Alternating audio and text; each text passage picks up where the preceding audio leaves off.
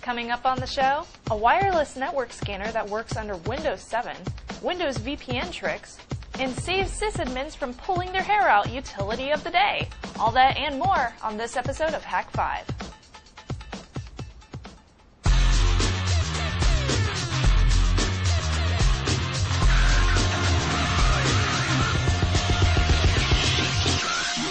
This episode of Hak5 is brought to you by GoDaddy, Squarespace, Gamefly, and viewers like you. All right. Well, hey there, and welcome to Hak5. My name's Darren Kitchen. I'm Shannon Morse. And I'm creeped out. But I like creeping you guys out. It's, a little weird you out, do some unorthodox stuff like I'm going to be doing on the show today. You've succeeded. Yes, thank you. I will be making some sysadmins creeped out as well as soon as they see the crazy stuff that I've done to Windows and VPNs. And it's a hack like duct tape and twine, not a hack like ooh, I owned your network. I like used paper towel rolls and duct tape. Okay. You can make binoculars out of those. No, for reals? Yeah. No way. I don't know, but I'm going to try. Okay. Yeah. What about you, Snobs? I have a short little tease for you. I'm doing something kind of cool next week. That's true. We have parts on order. I love it Yes. when we have parts on order. I'm excited. Cool. Uh-oh. Getting root. Yeah. I am showcasing a wireless network scanner that works in Windows 7. And it's also a precursor to some greater and much bigger things that we're going to... Spectrum fun? Ooh. Yes. I love Sounds Spectrum fun. fun. Yes. But yeah, I mean, it's a very systems-focused episode, so let's go ahead and kick it off right and find out what is up with our utility dealies. When it comes to moving a bunch of junk from one place to another, you've heard us sing the praises of Roadkill.net's unstoppable copier. But what happens when it comes to those two places that should have been identical if something weren't amiss? And that's why this week we're showing some love to WinMerge. This open source light compares the contents of two folders and gives you reports showing you what's amiss and offering a simple fix. It gets bonus points for being free, fleshed out, and full of keyboard shortcuts. With Squarespace, you can build beautiful-looking blogs or websites in a fraction of the time it would take with a traditional content management system. Their intuitive drag-and-drop interface is as snappy and powerful as a desktop publishing app. But best of all, there's no software to install, no databases to configure, no patches to apply, and no code to fiddle with. Find out for yourself how simple and powerful it can be with a 2-week free trial at squarespace.com. And use promo code HAK5 to support the show and save 10% off the life of your service at squarespace.com.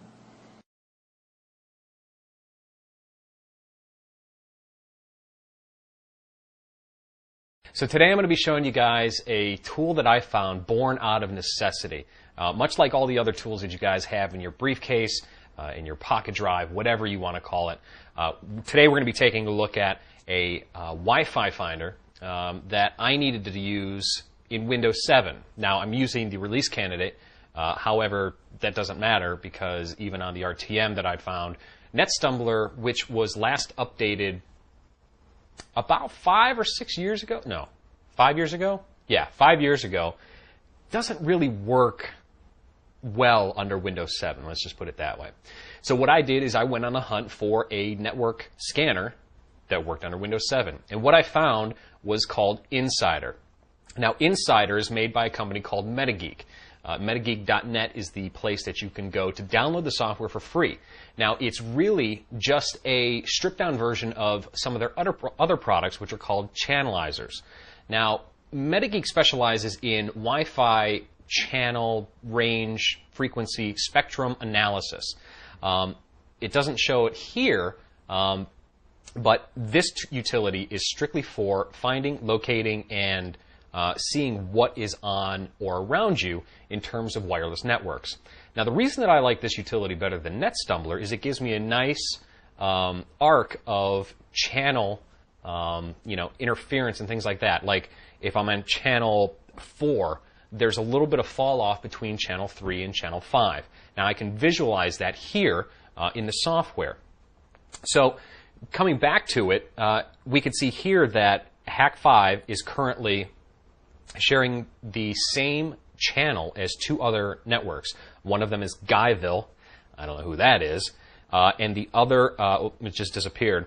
And then Linksys and Nancy PC Network are also sharing the same channel. Now, if we wanted to take this and deploy it in a practical scenario, we could say, there's nothing around channel 12. Let's take a look at channel 12 and see if we can get some better reception without the interference of having competing access points on the same channel. Now, taking that a step further, what we can do is we can come over and actually purchase some products from MetaGeek, and these products are called the WiSpies. Utilizing WiSpies, they come in varying channel ranges, whether you want to transmit or just receive. They come in 2.4 gigahertz as well as 5.5 gigahertz for wireless N and things like that. And we can actually generate things like 3D views of the spectrum analysis of the range of megahertz or gigahertz that we want to actually take a look at. So come in here, we could actually see that we've got a 900 megahertz spectrum scan, and it is now visualizing a 3D graph of that. Coming down here, we can actually see the spectrum analysis for pretty much what the Insider utility is showing us, but we can actually see what frequency ranges that there are actually covering in and things like that. I put a call into MetaGeek to see if we can't get a unit to test and highlight for you guys, because there's some really interesting stories in graph results that they have online that you can take a look at, and utilizing the channelizer as well as the Wi-Fi utilities, we could take a look and see if our cordless phone is interfering with our wireless signal, if things like our microwave are interfering with our wireless signal, anything. The spectrum analysis really goes above and beyond what you're going to find just by searching out other access points. Hit me up if you have any questions, matt@hak5.org, forums@hak5.org, or just head over to metageek.net and find out for yourself. Right now, Shannon's going to come in and tell us what's going on with this month's LAN party. This month's LAN party is Team Fortress 2, and we'll be playing on Saturday, October 3rd at game.hak5.org. Make sure to sign up and vote for all the future games, and make sure to join our Steam group over at hak5lan.squarespace.com. And now we would like to thank our LAN sponsor. Keep your personal information away from spammers, hackers, and your crazy ex-roommate. Private domain registration from GoDaddy.com protects your privacy by keeping your address, phone number, and more out of the public database. Check out revision3.com/GoDaddy for all of our GoDaddy codes and offers. Tonight I would like to share with you an IT horror story, and it begins with a hard-coded 192.168.1x office network, and I don't even want to get into why it's hard-coded or why it's not going to change anytime soon, but suffice it to say, that's the bane of my existence. Also, the need to implement a VPN, and I know what you're thinking.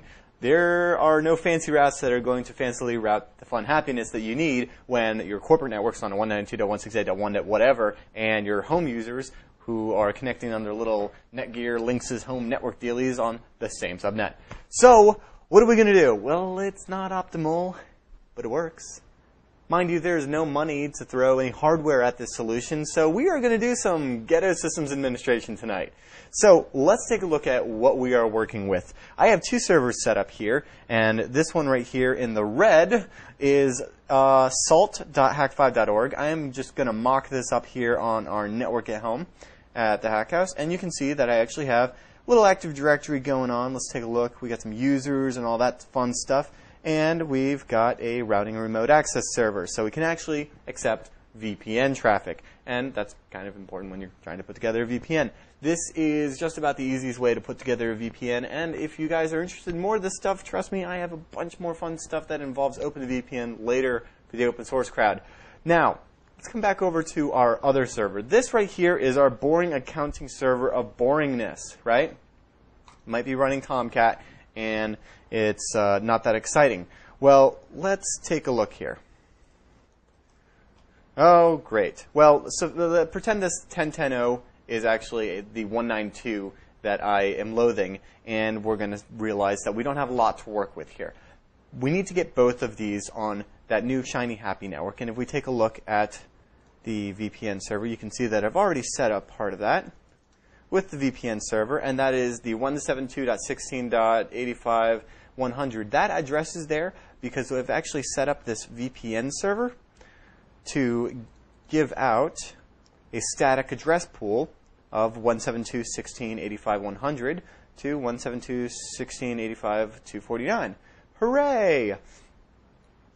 Now, if we can get all of our clients on here, and we've got our one server on there, we're almost there, except we've got all these other boring servers that we need to also connect. And that's where this little tweak is going to come in. So let's take a look at how we will go ahead and connect these two bad boys together. So I'm on my boring server of boringness here, and I'm going to head over to my networking. And we'll create our new VPN connection just like we normally would.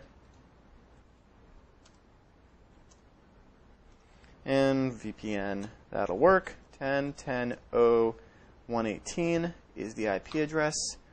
And we're not using a smart card. And we're going to say finish. There we go. And I've actually already created an account here on the server in Users and Computers. It is boring server. I'm going to reset its password to hooray. So let's come back over to our boring server and log in. We're going to save that. We'll hit up properties. We'll go to the networking. We'll make sure that it does not become our default gateway under advanced and TCP/IP.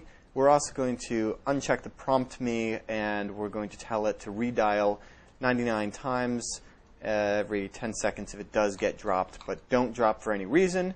Verifying username and password. We are connected, and we can see we have that new IP address. Hooray! But this is not going to happen every time that the computer turns on, and that's kind of important. And I've seen stupid little tricks where it's like throw it in the startup thing, but it's a server. It, you know, things happen. It reboots, whatever. We need this to happen every time the server starts. We need it to connect to this VPN. So there are a couple of ways to go about this, and I'm going to demonstrate one of these here, and that is using RASdial and a fun little option here. So let's go ahead and take a look at RASdial.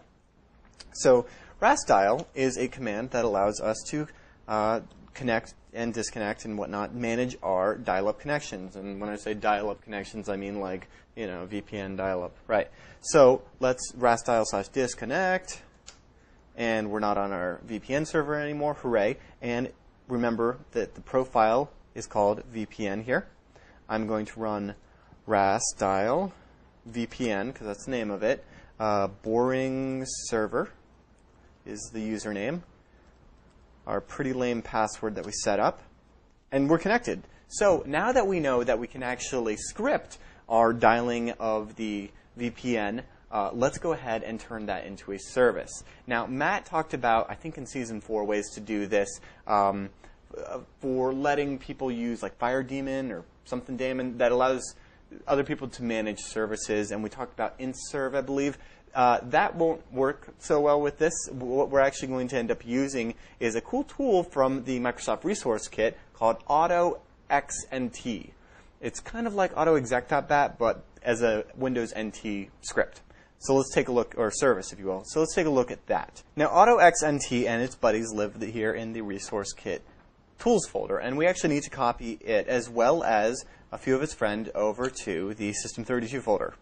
Okay, and now that we're in System32 and we have our batch file here, it's just a matter of installing the service. So we run inst exnt install, and I'm going to give it /interactive as the switch, and there we go. We have successfully installed the service. If I come over here to my services and refresh, you can see there's a new service listed, AutoXNT. I'm going to give it some properties love and tell it, yep, want it to be automatic.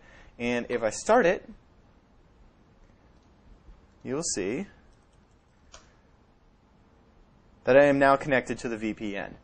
This will happen every time it connects. Now, there is something to note here, and that is that I initiated this as the administrator, the user that actually created this this profile. Remember, RASdial.exe just tells it the profile. I'm not giving it all of the parameters, but how does it know the profile?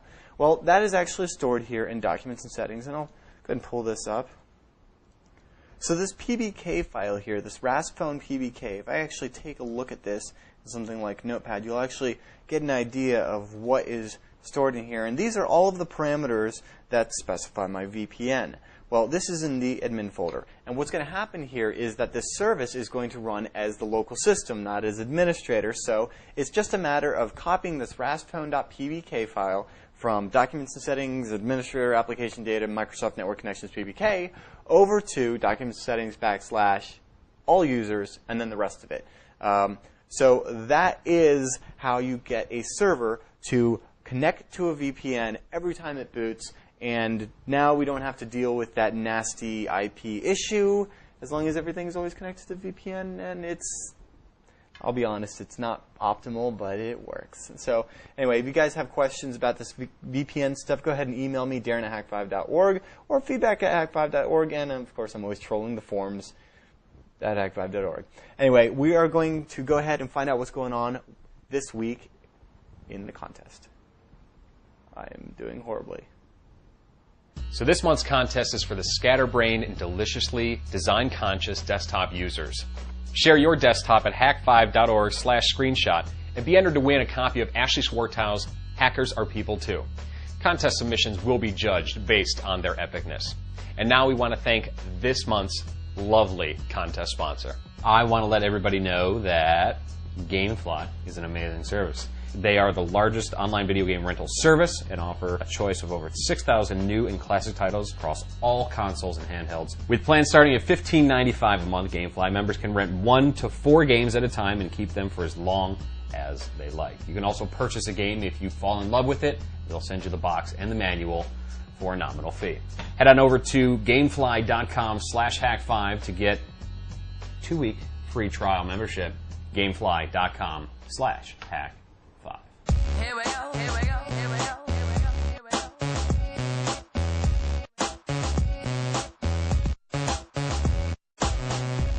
All right, so Darren, I have to give you mad props, I guess I should say, for the duct tape that is your network now. And, you know, it's kind of fitting that I'm elaborating on why you need to correctly implement and renumber and re-architect and all this other stuff, your network, and you just really don't give a crap, do you? No, it's not that at all. Dude, trust me, I would love to. How much did you just write a check for?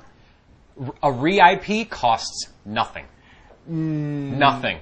Nothing. Actually, we have this thing that's hard-coded, and it's nasty. And you know how much it would cost to have that rewritten? Anyway, this it's not worth getting into, but I should probably put it on some bastard subnet and do something with it. It would probably help. Maybe a little tunnel action with some VLAN. Because that would be better than having all of your servers connect to the VPN over... Yeah, look, the VPN server doesn't go. Yeah, I know, it's a joke, right? But, hey, you know, you can use that same... What I taught you there in that segment can be applied to many other things. I mean, you now know about the RAS style and about the service thingy, and it doesn't have to be together. You can use them independently for good, not evil. Yeah, that's true. I guess we have no choice but to trust you in the fact that it works. It works, and when you've got no money... So do you want to bet how long it takes before it actually screws up?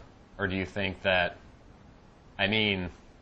no, because the moment you do, you jinx it, so don't. Because eventually, you know, when water enters the sticky side of duct tape no longer sticky. So, I'm just saying, that's all I'm saying. Shannon, you've got... She's got this evil grin on her face because she knows that she's got parts on order that are going to be epic. Yeah. What are you doing? So I figured out that there's a way that you can actually get into the bootloader of the Kindle. Which is what we were talking about a couple weeks ago. Hey, yeah, you're right, because we were talking about Grub. Mm-hmm.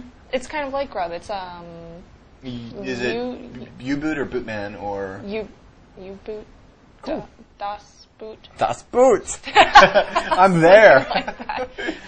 Either way, I'm going to wire it up and be able to boot into it using PuTTY. Ja, ich finde das sehr toll. Will be fun. Quiet as y'all. Alright, well, you know, that's what happens. See? So that's what I'll hopefully be doing next week. Excellent. It's kind of like the pineapple, you know, when you get the root on it with the tapping right into the... I love it when hardware manufacturers put those pins on their board and just love you to just... Nice and easy to get to. Yeah. I'm gonna be They have to playing- get to it somehow. Huh?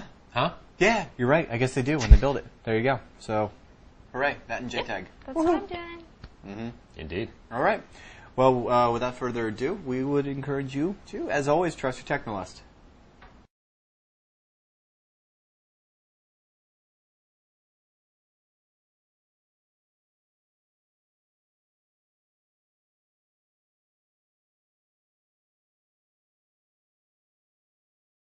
I'm on a boat. I still want to. I got my flippy floppies. One of these days, I want to like work and move into commercial. Dude, there's a shot in that video which makes me cream my pants every time I see it. It's where... No. Where the rapper is like just standing there and then the camera slowly pans and a helicopter comes into view. Oh, it's like slow motion. It's like dope ass. I was like, I need a shot like that for the show. Let's just rent the helicopter. Yes, let's. Share your desktop at hak5.org / I did it again. Share your desktop at hak5.org / Shut up. Share your desktop. All of you, I hate you. Wait.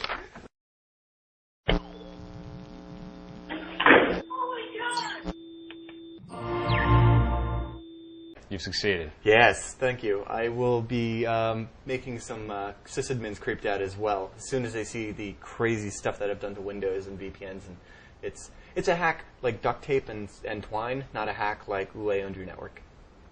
I like use paper towel rolls and duct tape. Okay. You can make binoculars out of those. No, for reals? Yeah. No way. I don't know, but I'm going to try. Okay. Yeah. What about you, Snubs? I have This episode of Hak5 is brought to you by GoDaddy, Squarespace, Gamefly, and viewers like you. All right. Well, hey there, and welcome to Hak5. My name's Darren Kitchen. I'm Shannon Morse. And I'm creeped out. But I like creeping you guys out. It's, a little weird you out, do some unorthodox stuff like I'm going to be doing on the show today.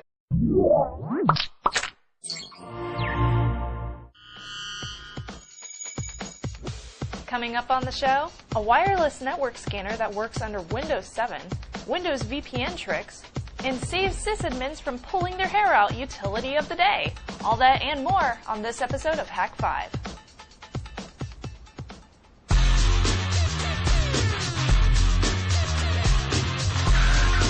A short little tease for you. I'm doing something kind of cool next week. That's true. We have parts on order. I love it Yes. when we have parts on order. I'm excited. Cool. Getting root. Yeah. I am showcasing a wireless network scanner that works in Windows 7. And it's also a precursor to some greater and much bigger things that we're going to... Spectrum fun. Yes. I love Sounds Spectrum fun. fun. Yes. But yeah, it's a very systems-focused episode, so let's go ahead and kick it off right and find out what is up with our utility dealies. When it comes to moving a bunch of junk from one place to another, you've heard us sing the praises of Roadkill.net's unstoppable copier. But what happens when it comes to those two places that should have been identical if something weren't amiss? And that's why this week we're showing some love to WinMerge. This open source light compares the contents of two folders and gives you reports